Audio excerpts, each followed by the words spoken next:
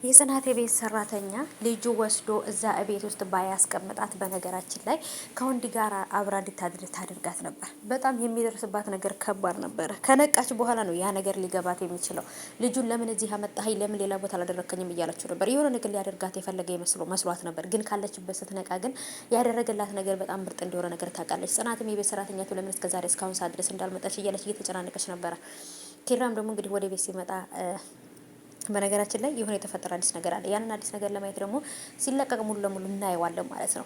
ሰላም ውድ የተከበራችሁ የቻናል ተከታታዮች እንዴት ናችሁ? ከኔ ጋር ሁሉ ሰላም ነው። ሰላማችሁ ይብዛልኝ ባላችሁበት ውድ ቤተሰቦቼ።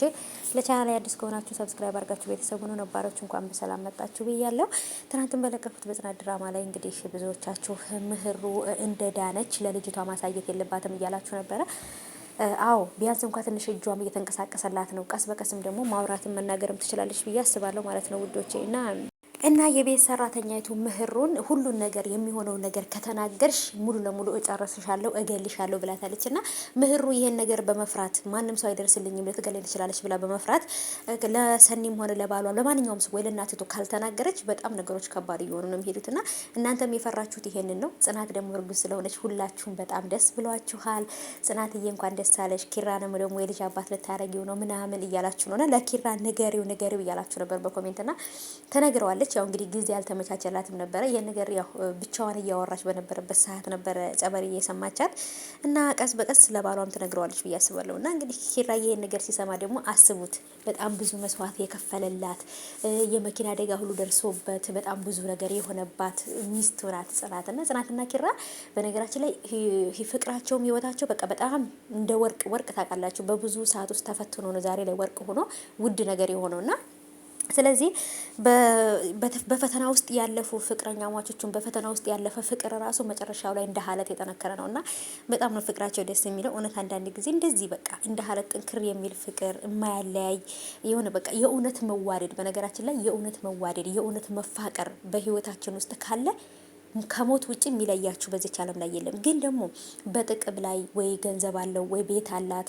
ወይ ገንዘብ አላት ብሎ ወንድ ልጅ ፈልጎ ከመጣ ወይ ደግሞ እኛም ደግሞ ገንዘብ ያለው ወንድ ሳይሆን እንጂ ፍቅር ያለውን ወንድ ተከትለን ማንሄድ ከሆነ ያ ገንዘብ ባለቀ ሰዓት የኛም ፍቅር ያልቃልና ፍቅር በገንዘብና በቁሳቁስ ላይ የተመሰረተ ከሆነ መጨረሻው አያምርም ብዬ አስባለሁ። እና እንግዲህ እንደ ጽናትና እንደ ኪራ ደግሞ በቃ ሀብታም ነው ድሃ ነው ምናምን ሳይባል ጽናት የቤት ሰራተኛ ነበረች። ከቤት ሰራተኝነት ደግሞ አሁን ላይ የቤት እመቤት ሆናለች። ሰራተኛ ሙሉ ቀጥራ እየኖረች ነው።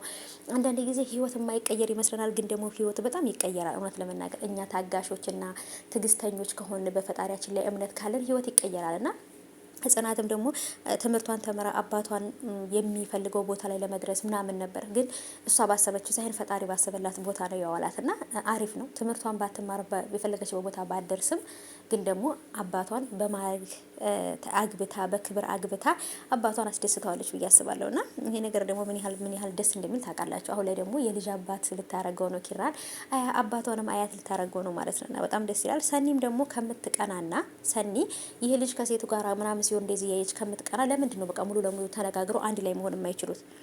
በጣም ከባድ ነው። ምህሩዬም ያለችበት ሁኔታ አሁን ላይ ከምላችሁ በላይ በጣም ከባድ ነው።